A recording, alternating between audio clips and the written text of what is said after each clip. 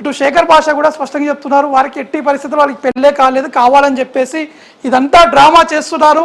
ఇది కేవలం మీడియాని అవాయిడ్ చేసే విధంగా కావచ్చు, డైవర్ట్ చేసే విధంగా లావణ్య ప్రయత్నాలు చేస్తుందనేది వారు చెప్తున్నారు. ఏం చెప్తారండి? హలో, యా లావణ్య గారు. యా వినిపిస్తుంది. ఫస్ట్ ఆఫ్ ఆల్ అతను ఎవరండి మా లైఫ్ లో? నేనేమన్నా శేఖర్ భాషతో ఉన్నానా? శేఖర్ భాష నన్ను ప్రేమించిండా? నేను అతన్ని ప్రేమించినా? ఫస్ట్ ఆఫ్ ఆల్ అతనికి 1 year అవుతుంది, ఇంకా పని పాట లేకుండా లావణ్య వెనకాలే తిరుగుతూ ఉన్నాడు. పొద్దున్న లెగిస్తే లావణ్య, మధ్యాహ్నం లెగిస్తే లావణ్య, లావణ్య లావణ్య లావణ్య. ఈ పిల్ల ఏదో ఒకటి చేస్తే ఎంతో కొంత హై అమౌంట్ వస్తుంది, హై అమౌంట్ కొంచెం సెటిల్ అవ్వచ్చు అని. మా స్టోరీ కూర్చొని నుంచోని అరిగిపోయిన సీడీ రుద్దినట్టు రుద్దుతా ఉంటాడు. ప్రాపర్టీ గురించి ఎవరు ఏమీ చేయలే ఇక్కడ. ప్రాస్టిట్యూషన్ అంటాడు. భార్గవి నేను ప్రాస్టిట్యూషన్ ఏదో బిజినెస్ చేపించాను అంటాడు. నా ఫస్ట్ క్లయింట్ పంపించింది భార్గవినే. ఎందుకంటే వీడికి ఆడవాళ్ళతో ఉండదు లేక గేగాడు, అబ్బాయిలతో అంతా ఉంటాడు. మాట్లాడడానికి ఆవిడకి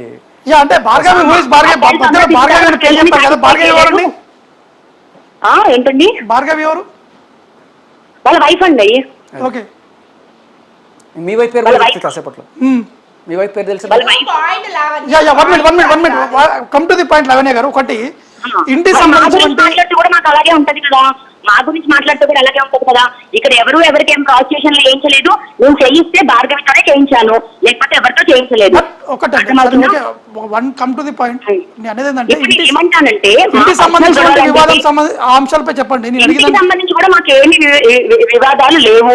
మా ఆంటీ మా అంకులే.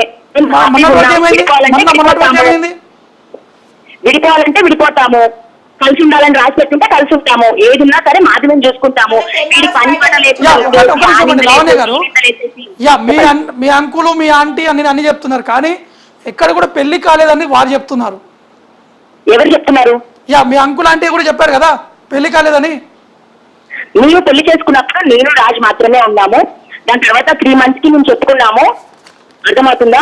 అండ్ మోరోవర్ ఇప్పుడు ప్రాపర్టీ కోసమే చేస్తుంది. ప్రాపర్టీ కబ్జా అంటే నేనేమి ఇల్లు తీసుకున్న 1 year కి 2 years కి రాలేదండి. అర్థమవుతుందా? అప్పటి నుంచి ఇప్పటి వరకు అలాగే ఉన్నాను. మరొకటి అండి, మస్తాన్ సాయి సంబంధించినటువంటి విషయం కూడా తెరపై కూడా వచ్చింది కాబట్టి మీరే స్వయంగా కంప్లైంట్ ఇచ్చారు.